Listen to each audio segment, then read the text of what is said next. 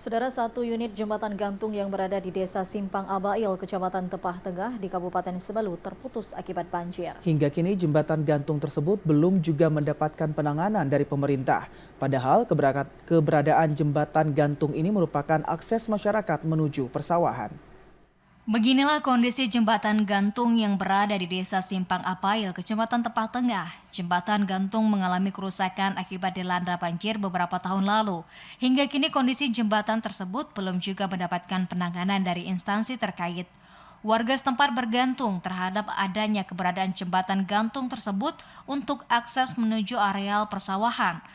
Sejak rusaknya jembatan gantung, warga terpaksa melintas di sungai untuk menuju ke sawah. Kepala Desa Simpang Abail Radiansyah yang mengatakan, rusaknya jembatan gantung dikarenakan adanya banjir yang melanda beberapa tahun lalu membuat sarana warga ke sawah terputus.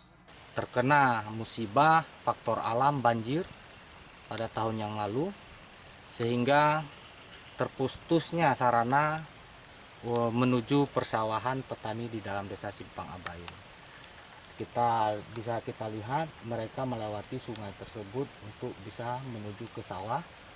Kami berharap kepada pemerintah daerah agar dapat memperhatikan terkait jalan usaha tani yang masih belum maksimal. Pihaknya berharap agar pemerintah daerah dapat memberikan perhatian untuk dapat memperbaiki jembatan gantung agar masyarakat dapat dengan mudah menuju persawahan. Dari Semeru, Al-Hasab TVRI melaporkan.